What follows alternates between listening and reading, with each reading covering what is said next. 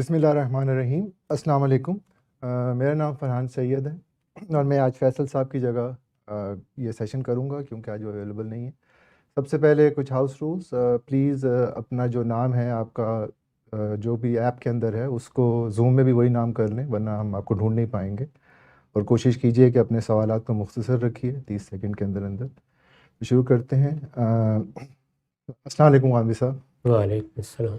ایک سوال جیسے آیا ہے میں ویسے ہی پھر شروع کر دیتا ہوں جب تک کہ لوگ جوائن کر رہے ہیں، کہ کیا سورہ واقعہ کی 75ویں آیت میں بلیک ہولز کا ذکر ہے، وہ جہاں پہ ستارے گرنے کی بات کی گئی ہے اور گواہی کے لیے اللہ تعالیٰ نے پیش کیا ہے؟ تو یہ سوال کسی نے پوچھا تھا۔ دوسرا میں یہ بھی ضمیمہ اس کے ساتھ لگا دوں کہ اگر سائنٹیفک ڈسکوریز کوئی امور متشابہات کی آیات کے ساتھ بالخصوص اگر مطابقت پیدا کر لیتی ہیں تو ان کا ویسا ٹرانسلیشن کرنے میں کیا حرج ہے؟ اس میں کئی پہلو ہیں جو ایک ایک کر کے واضح کرنا ہوں گے۔ پہلا مسئلہ ترجمے کا ہے۔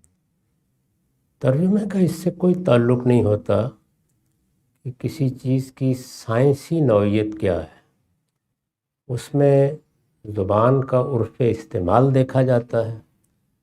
قرآن مجید جب نازل ہوا اس وقت اس لفظ سے عرب کیا مراد لیتے تھے؟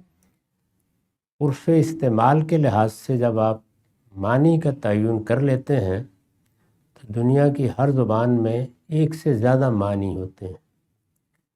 اس میں پھر جملے کی تعلیف دیکھی جاتی ہے کہ وہ جس طرح سے صادر ہوا ہے وہ معنی میں کوئی تخصیص پیدا کر رہا ہے یا کسی ایک معنی کی طرف اشارہ کر رہا ہے یا اس کو متعین کر رہا ہے۔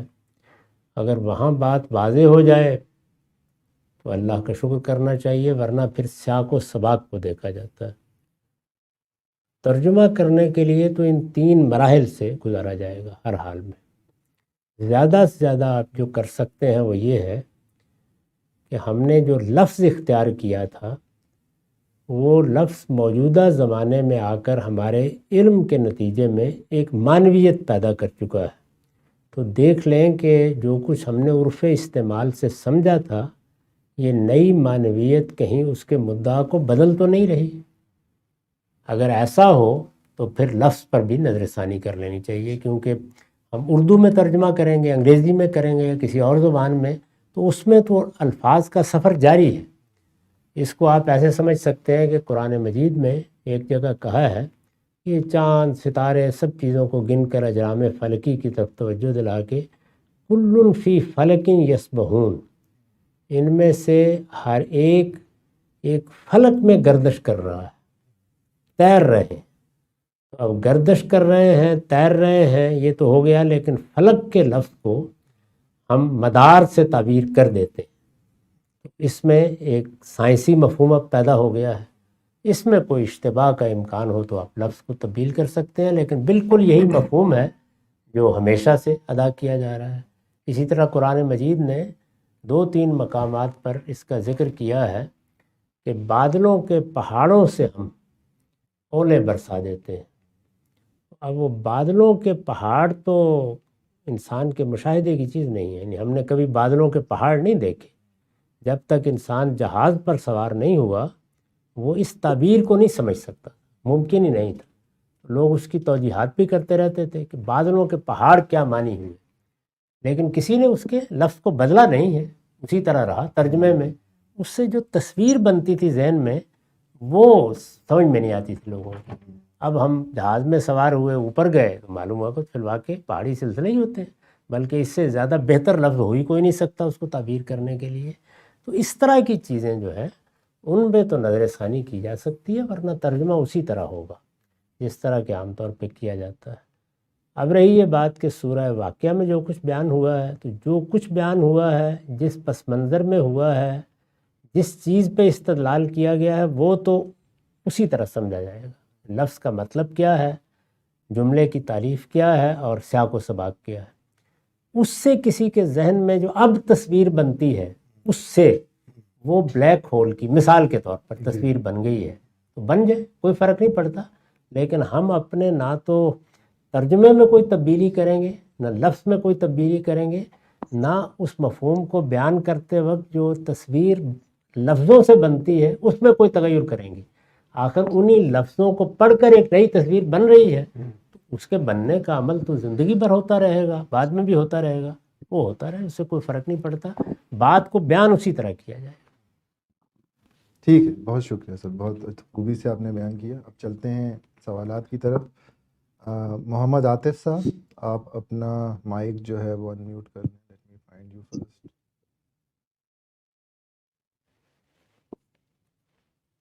اگر آپ کا نام۔ السلام علیکم رامدی صاحب۔ وعلیکم السلام۔ رامدی صاحب، اردو میں کافر لفظ عرف عام میں کسی بھی غیر مسلم ڈس بلیور کے لیے استعمال ہوتا ہے۔ قرآن مجید میں لفظ کفر اپنی مختلف فارمز میں آتا ہے اور زیادہ تر اردو تراجم میں ایز اٹ از ہی شامل کر لیا جاتا ہے۔ انگلش میں کچھ ٹرانسلیٹرز اسے سیاق و سباق سے قطع نظر ہر موقع پر اردو کی طرح ڈس بلیف کے معنی میں لیتے ہیں، جبکہ کچھ اسکالرز ڈینائل یا ریجیکشن کے طور پر بھی ٹرانسلیٹ کرتے ہیں۔ اب میری سمجھ کے مطابق یہ دو میننگز قرآن کو سمجھنے میں اہم فرق لے آتے ہیں، کیونکہ حق کو پہچان کر ریجیکٹ کرنا اور فار ایگزامپل ڈس بلیور پیدا ہونا، یہ دو مختلف کیسز ہیں۔ تو سوال یہ ہے کہ اس کا یعنی کفر یا کافر لفظ کا صحیح میننگ کیا ہوگا قرآن میں مختلف بہت مواقع شکریہ پر؟ جی، واضح ہو گیا۔ میرے نزدیک آپ کی بات بالکل صحیح ہے۔ قرآن مجید میں اگر فعل استعمال ہوا ہے، ایسے کفر یکفر ہے، یا اس میں صفت استعمال ہوا ہے، سیاق و سباق لازماً دیکھنا چاہیے۔ ہم عربی زبان سے واقف ہیں اور جانتے ہیں کہ اس میں فعل بھی اپنے درجات میں استعمال ہوتا ہے۔ ایک ہی فعل ہوگا، وہ کسی جگہ ابتدائے فعل کے لیے استعمال ہو جائے گا، کسی جگہ انتہائے فعل کے لیے، کسی جگہ فیصلہ فعل کے لیے، کسی جگہ نتیجہ فعل کے لیے۔ تو اس کا تعین کرنا چاہیے۔ بالکل ایسا ہی ہے جس طرح سے ایک لفظ زبان میں مختلف معنی میں استعمال ہوتا ہے، تو کیا ہم ان تمام معانی کو نظر انداز کر کے اس کا ترجمہ کر دیتے ہیں، متعین کرتے ہیں کہ یہاں کس سیاق میں استعمال ہوا ہے؟ ہماری اردو زبان میں چشمہ وہ بھی ہوتا ہے جو زمین سے پھوٹتا ہے، اور وہ بھی کہ جو ہم آنکھوں کو لگا لیتے ہیں، تو کیا ہر جگہ دونوں کو ملا دیں گے؟ سیاق و سباق سے متعین کرتے ہیں کہ یہاں چشمے سے کیا مراد ہے۔ تو اسی طرح سے فعل یہاں ابتدا کے لیے استعمال ہوا ہے، انتہا کے لیے استعمال ہوا ہے، فیصلے کے معنی میں استعمال ہوا ہے۔ جیسے قرآن مجید کی سورہ بقرہ کو آپ شروع ہی کرتے ہیں تو ان الذین کفروا، فعل تو وہی ہے کفروا، جنہوں نے کفر کیا، لیکن وہاں وہ فیصلہ فعل کے معنی میں ہے، وہ لوگ جنہوں نے فیصلہ کر لیا ہے کہ وہ اپنے انکار پر جمے رہیں گے۔ وہاں مدعا بالکل اور ہو گیا ہے۔ ان ساری چیزوں کا لحاظ کر کے ترجمہ کرنا چاہیے۔ میں نے تو اپنے ترجمے میں ان سب چیزوں کی کوشش کی ہے، تاہم انسانی کام ہے، اس میں کہیں کوئی اگر کوتاہی رہ گئی ہو تو اس پر متوجہ کرتے رہنا چاہیے۔ حسنین رفیق صاحب۔ جی السلام علیکم۔ وعلیکم السلام۔ جی غامدی صاحب، میری معلومات کے مطابق احادیث کے ذخیرے سے آپ نے صحیح احادیث کی کلیکشن کے حوالے سے کچھ کام شروع کیا تھا۔ ایک تو ذرائع کرم بتائیے گا کہ وہ کس حد تک مکمل ہو گیا ہے، اور دوسرا یہ کہ صحیح احادیث کے جانچنے کے لیے یقیناً آپ نے کچھ معیار بھی مقرر کیا ہوگا، تو میرے جیسا طالب علم جو ہے وہ بڑے ادب اور احترام سے یہ جاننا چاہے گا کہ جو کلیکشن آپ صحیح حدیث کی کر رہے ہیں وہ کس حد تک حقیقت کے قریب ترین ہم سمجھیں جو ہمارے سب کا علماء نے اس حوالے سے جو کام کیا ہے، تو اس کے مقابلے میں جو آپ کلیکشن کر رہے ہیں اسے ہم کس حد تک صحیح جانیں، ازرائے کرم رہنمائی کیجیے گا۔ میں بھی آپ ہی کے الفاظ مستعار لے کے یہ کہوں گا کہ ازراہ کرم میری کتاب میزان میں مبادی تدبر حدیث کا باب پڑھ لیجیے۔ یعنی یہ سوال بھی آپ نے کیا، تردد بھی رہا ہوگا، ایک نظر ڈال لیجیے۔ ابھی میں نے حال میں اعتراضات سیریز میں حدیث کیا ہے کہ زیر عنوان تفصیل سے ان سب چیزوں پر گفتگو کی ہے، اس میں وہ حصہ پھر دوبارہ پڑھا ہے اور اس کی وضاحت بھی کی ہے، اس کو آپ دیکھ لیجئے۔ اس میں یہ بیان کر دیا گیا ہے، میرے نزدیک محدثین نے جو اصول قائم کیے، ہر علم میں ایک تاریخ بنتی ہے، اس کی ایک ابتدا ہوتی ہے، پھر اس پر لوگ غور و خوض کرتے ہیں، اس کے مقدمات ترتیب دیتے ہیں، اس کے اصول اور قواعد وضع کرتے ہیں، صرف، نحو، بلاغت، لغت، ہر چیز میں ایسے ہی ہوتا ہے۔ اسی طرح فقہ ہے تو اصول فقہ اسی طریقے سے تدریجی طور پر آگے بڑھتے چلے جاتے ہیں۔ لوگوں نے جو اصول قائم کیے اس میں ظاہر ہے کہ ایک ابتدا تھی، پھر ایک انتہا تھی۔ اب ہمارے سامنے بالکل متعین طور پر محدثین کے قائم کردہ اصول ہیں، ان میں 5 چیزوں کو معیار قرار دیا گیا ہے۔ ان کی بنیاد پر محدثین فیصلہ کرتے ہیں کہ کیا ہم کسی حدیث کو قبول کریں گے۔ میرے نزدیک وہ بالکل درست ہے، ان میں ایک تنکے کے برابر نہ کوئی کمی کی ضرورت ہے نہ کسی زیادتی کی۔ یہ بات میں نے انہی الفاظ میں اپنی کتاب میزان میں مبادی تدبر حدیث کے زیر عنوان لکھ دی ہے۔ جو اصول وہاں بیان کیے گئے ہیں ان کے 2 باب ہیں۔ ایک میں یہ بتایا گیا ہے کہ سند کو کس طرح دیکھا جائے گا، اور دوسرے میں یہ بتایا گیا ہے کہ متن کو کس طرح دیکھا جائے گا۔ پھر ایک اور باب اس میں لکھا گیا ہے جس میں فہم حدیث کے اصول بیان ہوئے ہیں، سمجھا کیسے جائے گا۔ یہ سب چیزیں 2007 میں شائع ہو گئی تھیں اور اس وقت سے اب تک 18واں ایڈیشن چھپ رہا ہے، پڑھ لیجئے۔ جو کام میں کر رہا ہوں حدیث پر وہ انہی اصولوں کی روشنی میں کر رہا ہوں۔ بہت شکریہ۔ محمد قاسم صاحب۔ السلام علیکم غامدی صاحب۔ وعلیکم السلام۔ غامدی صاحب، تصوف سے لوگوں کو روحانیت حاصل ہوتی ہے، اور اگر تصوف کو چھوڑ کر کوئی انسان صرف اسلام کی پیروی کرے تو شاید اس سے بھی کچھ درجے میں روحانیت حاصل ہوتی ہے۔ آپ کہتے ہیں کہ تصوف ایک متوازی دین ہے۔ میرا سوال یہ ہے کہ تصوف اور اسلام میں کوئی اوور لیپنگ گرے ایریاز ہے جو دونوں میں کامن ہے اور وہ روحانیت کا سبب ہے؟ جزاک اللہ خیر۔ یہ روحانیت حاصل کرنی ہے تو میرا خیال ہے کہ آپ تصوفی کے پاس جائیے، وہ وہیں پائی جاتی ہے۔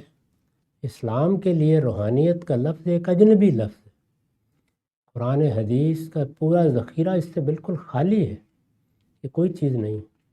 تو آپ جہاں یہ پائی جاتی ہے بہتر ہے وہیں رہے، بلکہ یہ اس سے زیادہ بدھ مت میں پائی جاتی ہے، وہ زیادہ بڑا ماخذ ہوگا، پوری حاصل ہو جائے گی، ورنہ آدھی ہی رہے گی۔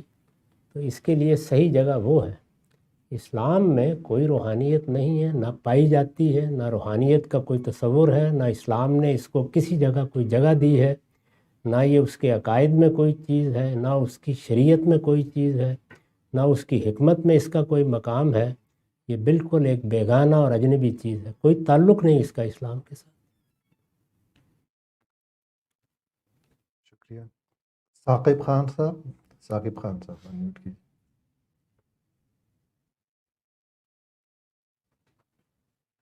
السلام علیکم۔ جی وعلیکم السلام۔ میرا سوال یہ ہے کہ دین کے معاملے میں اگر معیار کی حیثیت نبی صلی اللہ علیہ وسلم کی ذات ہے تو پھر ہم سورہ فاتحہ میں یہ دعا کیوں کرتے ہیں کہ اے اللہ ہمیں ان لوگوں کے راستے پر چلا جن پر تیرا انعام ہوا؟ نبی صلی اللہ علیہ وسلم کے راستے پر چلنے کی دعا کیوں نہیں کرتے؟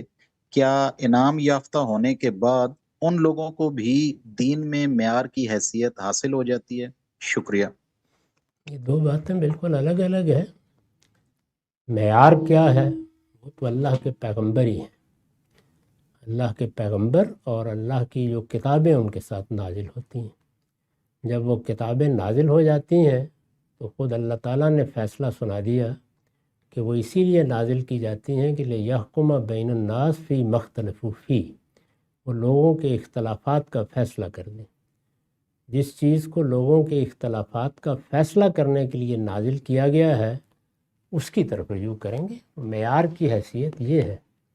وہاں جو بات کہی گئی ہے وہ یہ ہے کہ اس معیار کے مطابق اس سے پہلے بھی دنیا میں لوگ چلتے رہے ہیں، قرآن مجید نے اس کو بیان بھی کر دیا ہے۔ اللہ کے نبی اس راستے پر چلے ہیں، شہداء اس راستے پر چلے ہیں، نبیوں کو جن لوگوں نے مانا اور اس کی تصدیق کی، صدیقین اس راستے پر چلے ہیں، صالحین کا یہ طریقہ رہا ہے، پروردگار اس راستے پر ہمیں بھی چلائے۔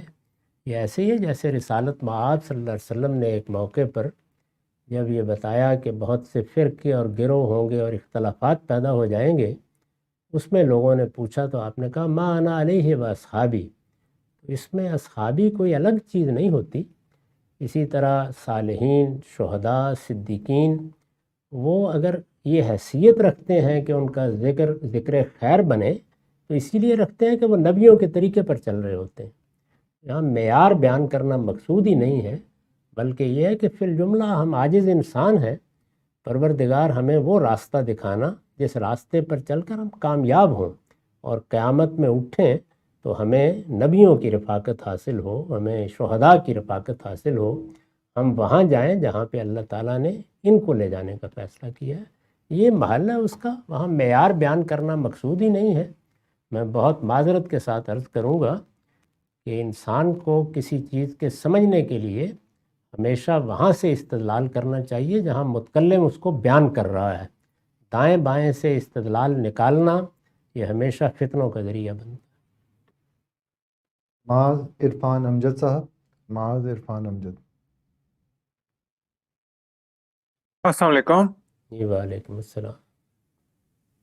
غامدی صاحب، قرآن ہمیں کہتا ہے کہ مشرکین کے ساتھ نکاح نہیں ہو سکتا، اور عام طور پر آج کل کے حساب سے قرآن کے اس حکم کو ہندو مذہب سے ریلیٹ کیا جاتا ہے۔ لیکن میرا سوال یہ ہے کہ میں نے کافی ایسے ہندو بھی دیکھے ہیں جو کہتے ہیں کہ گاڈ تو ایک ہی ہے، ہم اسی کی ورشپ کرتے ہیں، اور آئیڈلز وغیرہ جو ہم بناتے ہیں وہ اصل میں ہم ان کے ساتھ پارٹنرز ایسوسیٹ نہیں کر رہے ہوتے، بلکہ ہم جو ہے وہ گاڈ تک پہنچنے کا ذریعہ بنا رہے ہیں۔ ایکچوئل ڈپکشن جو ہے وہ براہما گاڈ ہی ہے۔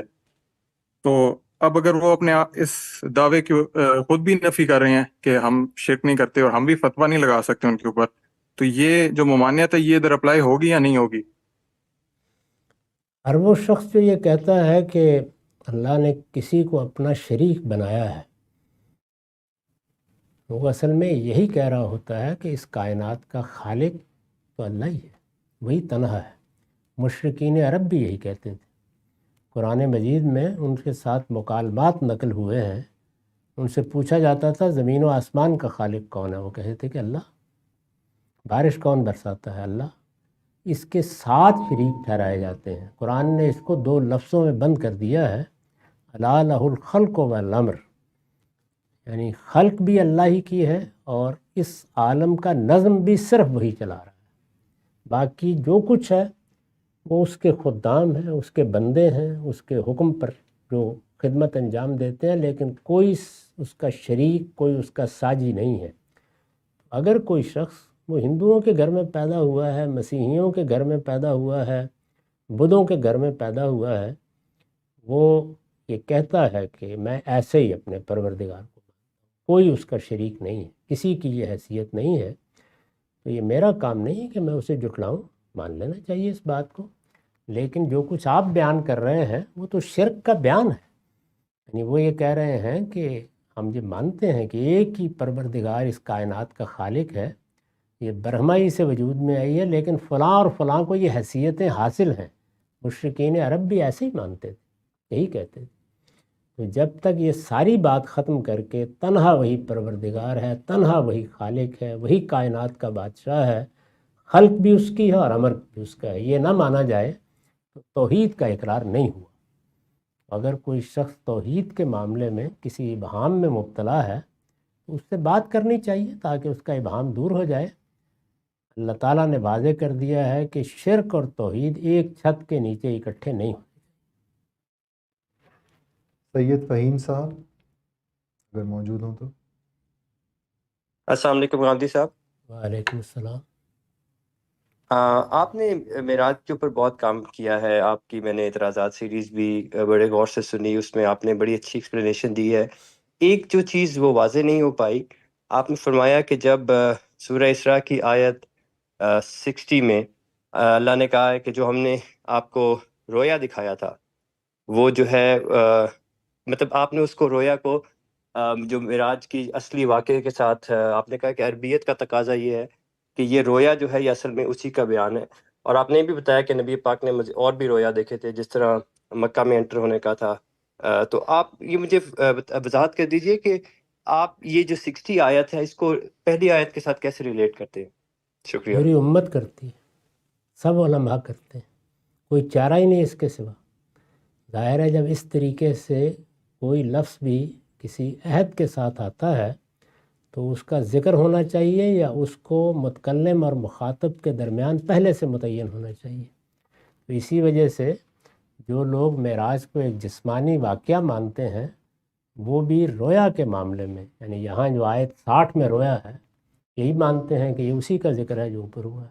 اس میں تو خاص کوئی آدمی اختلاف کرتا ہو سب یہی مانتے ہیں، کوئی اختلاف اس میں نہیں، کوئی اور ماننے کے سوا چارہ ہی نہیں۔ کوئی آدمی عربی زبان کا اچھا ذوق رکھنے والا اس سے مختلف رائے قائم کر ہی نہیں سکتا، اس لیے اس میں تو کوئی اختلاف ہی نہیں ہوا۔ آپ اپنی اس نقطہ نظر کی اصلاح کر لیے کہ میں نے کیا ہے، نہیں، مسلمانوں کے پورے علم نے یہی مانا ہے، اس سے کوئی مختلف رائے نہیں رکھتا۔ ہارون رفیق صاحب، ہارون رفیق صاحب۔ السلام علیکم غم صاحب۔ وعلیکم السلام۔ غم صاحب، میرا سوال اصل میں 2 آیات سے متعلق ہے جو کہ شیطان کے متعلق قرآن میں بیان ہوئی ہے۔ جب وہ واقعہ تھا کہ ان کو سجدے کا حکم دیا گیا تو سورہ کاف کی آیت 50 میں الفاظ ہیں وَقَانَ مِنَ الْجِنِّ، اور اسی طرح کے الفاظ سورہ بقرہ کی آیت 34 میں بھی ہیں کہ وَقَانَ مِنَ الْکَافِرِينَ۔ تو وقانا کا جو ترجمہ کیا گیا ہے وہ دونوں جگہ مختلف کیا گیا ہے۔ ایک جگہ وہ ہو گیا، دوسری جگہ وہ ترجمہ ہے کہ وہ تھا۔ تو اس میں پہلے پوچھنا تھا یہ 2 مختلف ترجمے ہیں کیسے عربی کے روح سے ممکن ہے؟ شکریہ۔ ایک ہی ترجمہ ہے، یہ دونوں اسلوب اصل میں مستقبل کو بیان کرنے کے لیے اختیار کیے جا سکتے ہیں۔ اگر آپ اس کی مراد کو سامنے رکھ کے ترجمہ کریں تو یہ ہوگا کہ وہ منکروں میں سے ہو گیا، لیکن آپ نہ رکھیں اور لفظ کی رعایت کر کے کریں۔ اس نے اللہ تعالیٰ کے سامنے سرکشی اختیار کی وَقَانَ مِنَ الْکَافِرِينَ، تو وہ پھر منکروں میں سے تھا۔ دیکھیے ماضی کا ترجمہ ہے لیکن ہو گیا ہی کے معنی میں ہے۔ تو یہ دونوں اسالیب درست ہیں، بالکل ایک ہی مدعا ہے جس کو 2 طریقوں سے ادا کیا جا سکتا ہے۔ فارس اوان صاحب، فارس اوان۔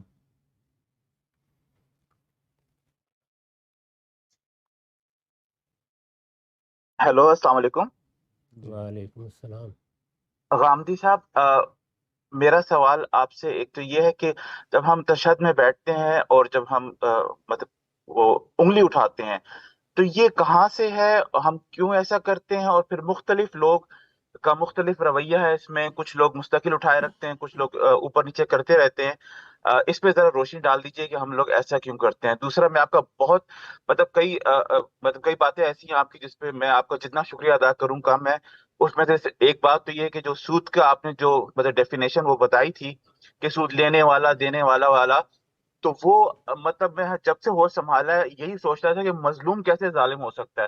اس پہ آپ کا بہت شکریہ کہ آپ نے جس فصاحت اور بلاغت کے ساتھ وہ چیز بتائی ہے، بہت شکریہ ادا کرتا ہوں، بہت شکریہ۔ السلام علیکم۔ شکر تو اللہ ہی کا ادا کرنا چاہیے۔ اگر کوئی ہدایت ملی ہے، بات واضح ہوئی ہے، تو ہم لوگ تو خدام ہیں، ہم نے کوئی خدمت کی، ہم بھی اللہ کے شکر گزار ہوں گے، آپ بھی اللہ ہی کے شکر گزار ہوں۔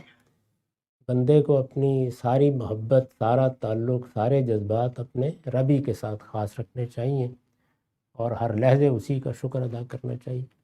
سوال کیا تھا؟ تشہد میں تشہد میں جو انگلی اٹھائی جاتی ہے یہ آداب میں سے ہے، آپ نہ اٹھائیں تب بھی نماز ہو جائے گی۔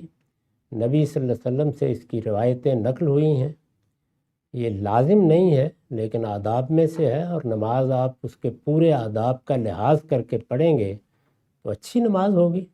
اور جب آپ اللہ کی عبادت کر رہے ہیں تو سب چیزوں کا خیال رکھنا چاہیے، مستحبات کا بھی، آداب کا بھی۔ یہ در حقیقت ہاتھ اٹھانے کی علامت ہے، اسی لیے رسول اللہ صلی اللہ علیہ وسلم جب تک دعائیں کرتے رہتے تھے، روایتوں سے معلوم ہوتا ہے کہ انگلی اٹھائے رکھتے تھے۔ ہم جب دعا کر رہے ہوتے ہیں تو بالعموم علامت کے طور پر ہاتھ اٹھا لیتے ہیں اس طرح سے، گویا اللہ تعالیٰ کے سامنے ہم نے اپنی جھولی پھیلا دی ہے. تو یہ ہاتھ اٹھانا اس کی علامت ہے. جب تشہد پہ بیٹھے ہیں تو وہاں دو زانو بیٹھنے کے لیے ایک حیت طے کر دی گئی ہے. اس حیت میں ہاتھ نہیں اٹھائے جا سکتے. اس کی علامت کے طور پر انگلی اٹھا لی جاتی ہے، اور جب تک آپ دعا کرتے رہتے ہیں اٹھائے رکھتے ہیں. یہی اس کی حقیقت ہے. محمد ریاض صدیق صاحب، محمد ریاض صدیق.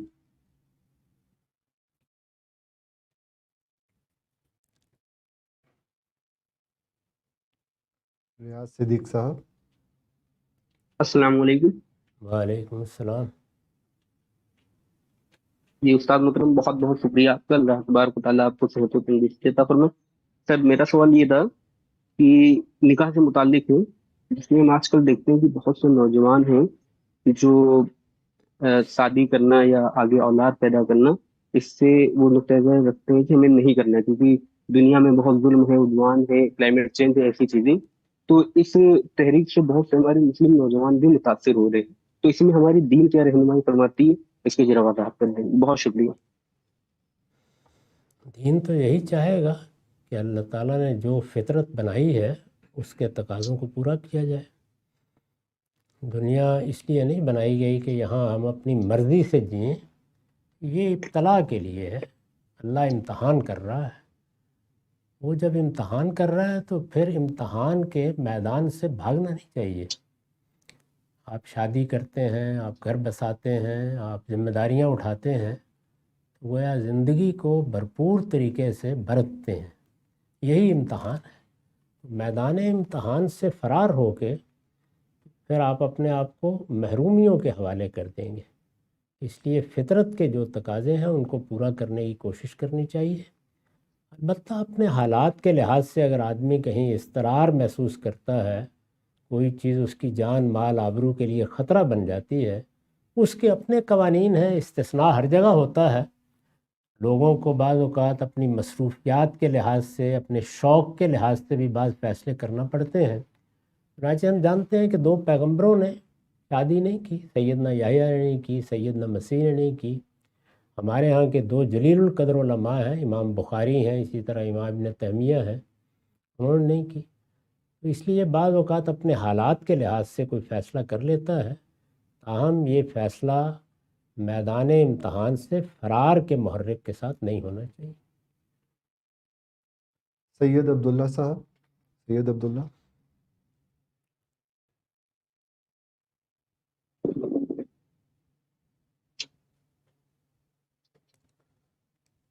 آگے چلتے ہیں. سارم خان صاحب. سارم خان. جی السلام علیکم غامدی صاحب. سب سے پہلے آپ کے لیے دعا کہ اللہ آپ کو بہت صحت دے.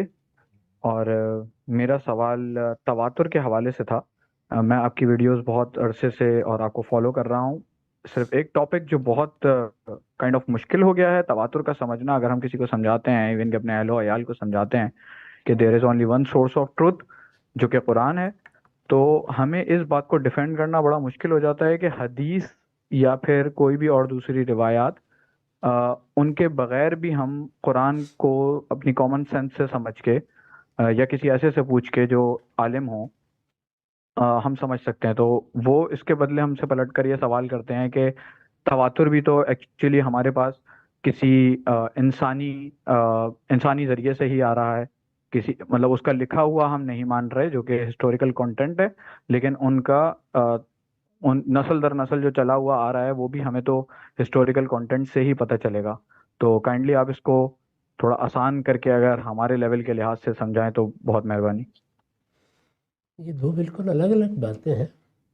تواتر یا اجماع کا تعلق کسی واقعے سے ہے. جیسے مغلیہ سلطنت قائم ہوئی، ہزاروں لاکھوں کروڑوں لوگ اس کو نسلاً بعد نسلاً بیان کر رہے ہیں. پہلے دن سے اس کی تاریخ روشنی میں ہے. تواتر کا تعلق تو تاریخی واقعات کے بیان سے ہے. اس کا فہم سے کیا تعلق؟ فہم تو کسی متن کا میرا الگ ہو سکتا ہے، آپ کا الگ ہو سکتا ہے. فہم کو جانچنے کے لیے استدلال ہوگا. اس میں تواتر کی کوئی حیثیت نہیں ہے، نہ اجماع کی کوئی حیثیت ہے. قرآن مجید منتقل ہو گیا، وہ اللہ کی کتاب کی حیثیت سے ہم تک پہنچ گیا، اس کا تعلق تواتر اور اجماع سے ہے۔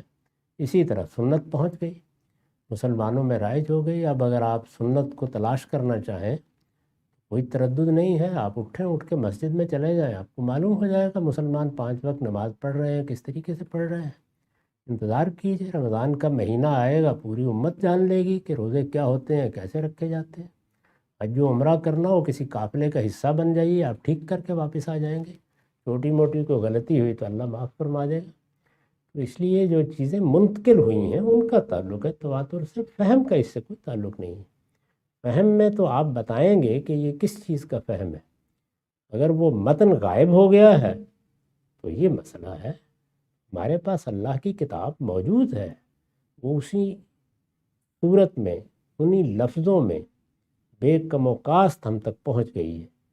لہٰذا فہم جب آپ کہیں گے، خواہ وہ حدیث میں بیان ہوا ہو، خواہ وہ آثار میں بیان ہوا ہو، خواہ وہ کسی عالم کی رائے ہو، اس کو تو ہم دیکھیں گے کہ قرآن قبول کرتا ہے یا نہیں قبول کرتا۔ قبول کرتا ہے تو تسلیم کر لیں گے۔ یہ فیصلہ کیسے ہوگا؟ اس کے لیے آپ نے لفظ صحیح استعمال نہیں کیا، عقل عام سے۔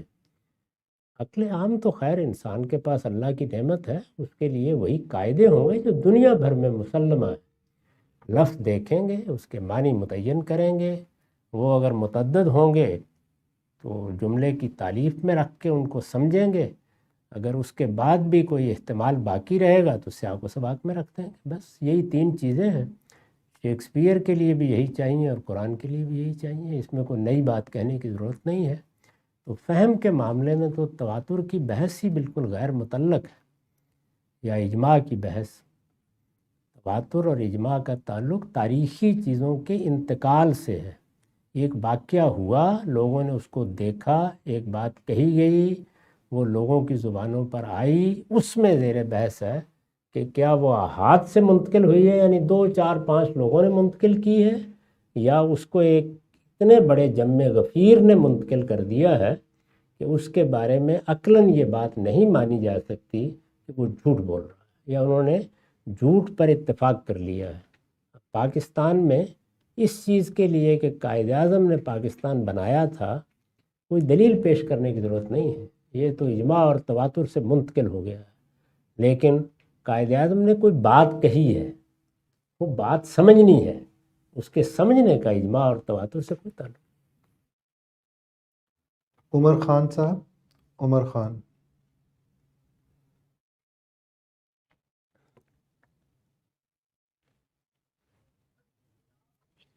جی سر، السلام علیکم۔ وعلیکم السلام۔ سر میرا سوال زکوٰۃ سے متعلق تھا۔ میں ایک جم اونر ہوں، تو اس میں ہم جو انکم لیتے ہیں وہ فی کی صورت میں لیتے ہیں۔ تو میرا سوال یہ تھا کہ ایکسپینس جو ہیں وہ نکال کے جتنی اماؤنٹ بچے گی اس پہ زکوٰۃ کیلکولیٹ کریں گے ہم، یا وداؤٹ ایکسپینس ٹوٹل اماؤنٹ جو ہم ارن کر دیں اس پہ زکوٰۃ کریں گے کیلکولیٹ؟ اور اس میں ضمناً یہ بھی بتا دیجیے گا کہ میرے پہ بھی کچھ لون ہے جو میں نے کلیئر کرنا ہے، کچھ میرے ایکسپینس ہیں مستقبل کے جو ابھی فلفل نہیں ہوئے ہیں، تو اس کنڈیشن میں بھی میرے پہ زکوٰۃ جو ہے وہ واجب یا فرض ہوگی؟ کائنڈلی گائیڈ کر دیجیے گا۔ یہ جو قرض وغیرہ اب لیے جاتے ہیں، یہ کاروباری قرض ہوتے ہیں۔ اس وقت تو بڑی سے بڑی کسی کمپنی کو اٹھا لیں، بلکہ ملکوں کو اٹھا لیں، وہ سب کے سب مقروض ہیں۔ اگر اس قرض کی رعایت دی جائے تو پھر تو کوئی کچھ نہیں کرے گا۔ یہ قرض اس مقصد سے نہیں ہوتے۔ جس قرض کے بارے میں کوئی رعایت ملنی چاہیے وہ یہ ہے کہ کوئی آدمی کسی اپنی ذاتی ضرورت کے لیے قرض لے بیٹھا ہے، اس میں پھنسا ہوا ہے، ادا نہیں کر رہا، اس طرح کا اگر کوئی قرض ہو تو بے شک پہلے اس کو ادا کرنا چاہیے، وہ پہلی ذمہ داری ہے۔ لیکن یہ کاروباری نوعیت کے قرض جو لوگ بینکوں سے لے لیتے ہیں یا مختلف کمپنیوں سے لے لیتے ہیں، یہ زکوٰۃ میں یا دوسرے معاملات میں محسوب نہیں ہوں گے۔ باقی رہی بات آپ کے زکوٰۃ دینے کی، تو اس میں 2 طریقے ہیں۔ ایک طریقہ یہ ہے کہ آپ جو کچھ آپ کے اخراجات ہوتے ہیں ان کا لحاظ کیے بغیر گراس میں، کیونکہ یہ ایک پروڈکشن یونٹ ہے آپ کا، اس میں آپ فیس لے رہے ہیں، تو 5% زکوٰۃ دے دیں۔ یعنی جو کچھ بھی شام کو آپ کی آمدنی ہوئی یا آپ نے سال کے لحاظ سے، مہینے کے لحاظ سے اس کو گن لیا، دے دیجئے۔ اگر آپ اخراجات نکالیں گے تو پھر جو کچھ بچے گا اس کا 10%. تو یہ پروڈکشن کی زکوٰۃ ہے. مال کی زکوٰۃ 2.5% ہوتی ہے، پیداوار کی زکوٰۃ 5، 10 اور 20%. اسی کو عشر، نصف عشر اور خمس کہا جاتا ہے. خدا رحم صدیق صاحب، خدا رحم صدیق.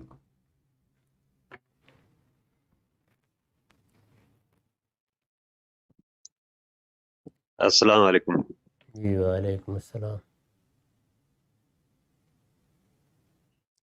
جی جاوید احمد صاحب، اللہ تعالیٰ کو عمر دراز صحت جو ہے سلامتی دے. میں تقریباً 2006 سے جو ہے آپ کو جانتا ہوں، لیکن ڈاکٹر اسرار احمد صاحب کو سنتا تھا، تو بہرحال 2019 سے میں آپ کے نقطۂ نظر کو جو درست سمجھتا ہوں. تو میرا سوال یہ کہ مجھے پریشانی یہ ہو رہی ہے کہ کیا قرآن جو ہے حدیث کے بغیر جو سمجھا جا سکتا ہے، یہ حدیث کو مطلب فالو کرنا ضروری ہے، یعنی کہ قرآن کو ہم بغیر حدیث کے سمجھ سکتے ہیں؟ Thank you. قرآن مجید عربی مبین میں ہے، اس کے سمجھنے کے لیے وہی چیزیں ضروری ہیں جو دنیا کی کسی بھی کتاب کو سمجھنے کے لیے ضروری ہیں. حدیث خود اس کی محتاج ہے کہ وہ قرآن کی روشنی میں سمجھی جائے. قرآن کسی چیز کا محتاج نہیں. اسحاق احمد صاحب، اسحاق احمد. جی السلام علیکم. وعلیکم السلام. جی استاد محترم، میرا سوال نماز کے متعلق ہے. نماز میں خصوصاً تہجد کی نماز میں موبائل فون سے قرآن پاک کی تلاوت کرنا کیسا ہے؟ کیونکہ اسے بار بار جو ہے وہ سائڈ پہ رکھنا پڑتا ہے یا جیب میں ڈالنا پڑتا ہے. پھر اور دوسرا سوال میرا چھوٹا اسی سے نماز سے متعلق ہے کہ لاشعوری کی عمر میں جو نمازیں قضا ہو جاتی ہے ان کے بارے میں کیا حکم ہے؟ انہیں دہرانا درست ہے یا چھوڑ دینا چاہیے؟ بڑی مہربانی جی، جزاک اللہ. پہلے سوال کا جواب یہ ہے کہ آپ سن سکتے ہیں، کوئی معنی نہیں ہے. اللہ تعالیٰ کی یہ بڑی نعمتیں ہیں. اگر اچھے طریقے سے آدمی قرآن خود نہیں پڑھ سکتا یا اسے یاد نہیں ہے تو کوئی حرج کی بات نہیں، آپ اس کو سن لیجئے. اس میں کچھ کرنا پڑ جاتا ہے، جیسے آپ نے بتایا کہ جیب میں ڈالنا ہے یا ادھر رکھنا ہے. کوشش کیجئے کہ کم سے کم یہ کرنا پڑے. اور میرا خیال ہے کہ اب اس کے بہت سے طریقے بھی ایجاد ہو گئے ہیں، ان سے فائدہ اٹھائیے. تاہم مجبوری میں ایسا ہو تو اللہ تعالیٰ معاف فرمائے گا. قرآن سنیے، بہت شوق کے ساتھ سنیے.